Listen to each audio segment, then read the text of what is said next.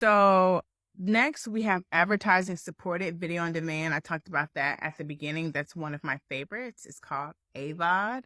And AVOD distribution offers free streaming of films and TV shows supported by advertising. And viewers can access content without a subscription, but they have to watch the ads during the playback. AVOD platforms generate revenue through advertising sales, with advertisers paying to display their ads to the viewers. And examples of these are like YouTube, TUBI, Pluto TV, and Crackle.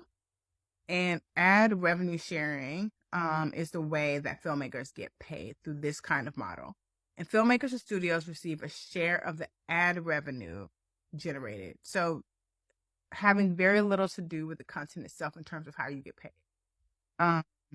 And AVOD platforms like YouTube and TUBI, the revenue share can be based off of factors such as ad impressions, engagement metrics, and the popularity of the content. So here's what's important to understand. With some distribution models, everything has to do with driving as many people to the theater, specifically based on what the movie is. AVOD is one of those where, depending on how you market the movie, it really is getting as many people to that page as possible, because that's how you get paid. And then there's something that I wanted to add in here that a lot of independent filmmakers don't take advantage of, and mostly major studios do, but I have seen independent filmmakers take advantage of this, and it's very lucrative, which is in-flight entertainment, or IFE.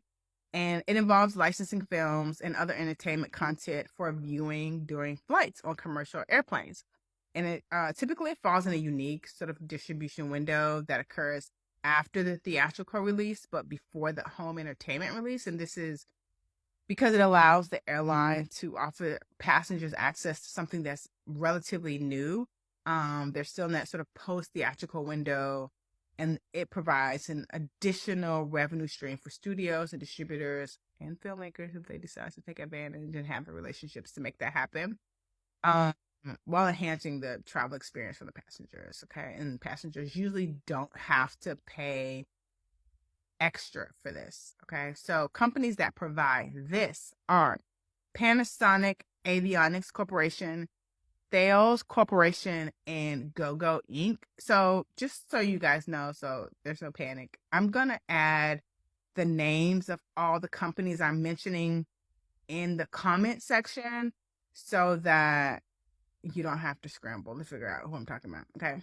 And then the way that the money works for this is payment process for in-flight entertainment involves a combination of licensing fees, which is more typical, revenue sharing agreements, and advertising revenue, depending on how the plane decides to distribute it.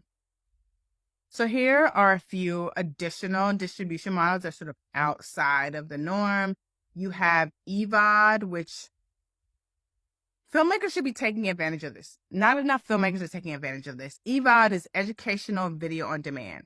And EVOD distribution targets educational institutions, schools, universities, libraries, and they provide access to educational content for students and educators.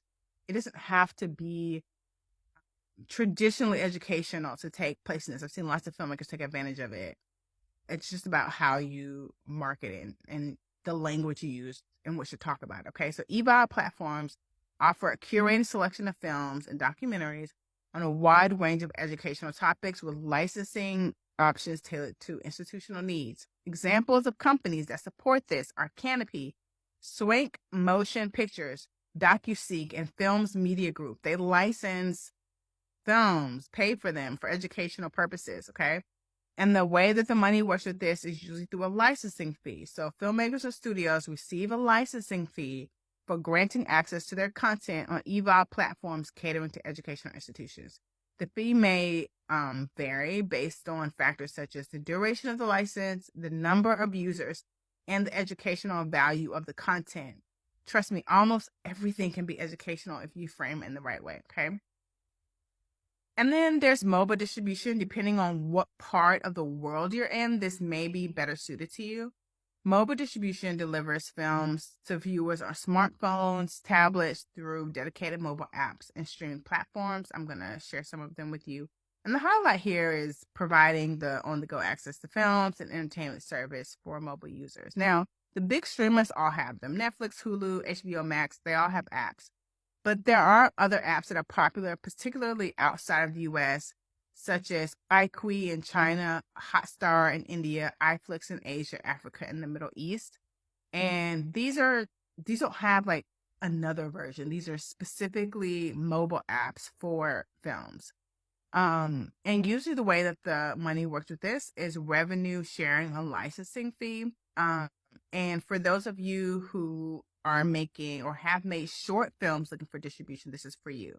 So with short film distribution, it focuses on showcasing short films, typically with a running time of 40 minutes or less. Some short films are 50 minutes. I don't know why. I do not know why. But typically short is 40 minutes or less. Short film distribution provides opportunities for emerging filmmakers to showcase their talent and gain exposure and to build audiences with the industry. So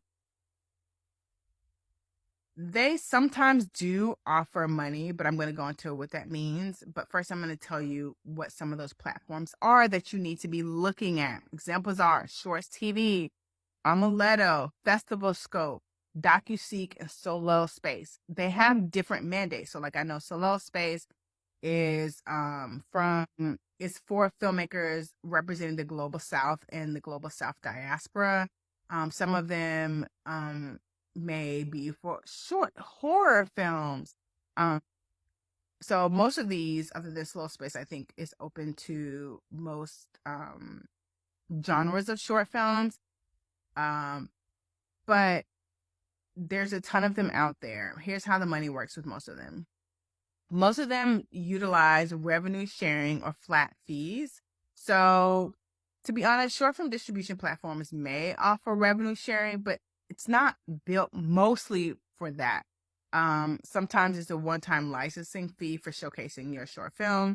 Sometimes there is revenue sharing that goes along with ads, or sometimes I know Solo Space allows filmmakers to be tipped by the viewer. So there's multiple ways that these platforms get short filmmakers paid, but typically monetization is not the first priority for a short film. Typically it's getting as many people to see the short film as possible. So those are all the distribution platforms and ways that you can make money with different companies inside of it, including some major companies, some companies that you may not know about. Here's what I think is the most important. I know it's a ton of information. How do you distill all this down to making the best decision for your project? Okay, so now I know all that. How does it relate to me? Okay, first of all, you have to know what your film's priorities are. I go over the main priorities for the life of a film in the latest episode of my podcast, Storyteller Therapy. It's a deep dive. You want to listen to it to be able to make the best decision for your film. So Storyteller Therapy is available everywhere podcasts are. Go listen to it. And then as soon as I hit 1,000 followers, I'm going to start going live so that we can write together. And during the break, so we'll write for 30 minutes, and during the break, I'm going to be answering screenwriting questions. So make sure you follow, and I'll keep you posted for when I start doing lives. Drop in the comment what city or town you're in and what time zone you're in, and what time you usually get your writing done so I can choose what times to go live. Trust me, the accountability is a game changer. And make sure that you save and like this video, and I will see you next time.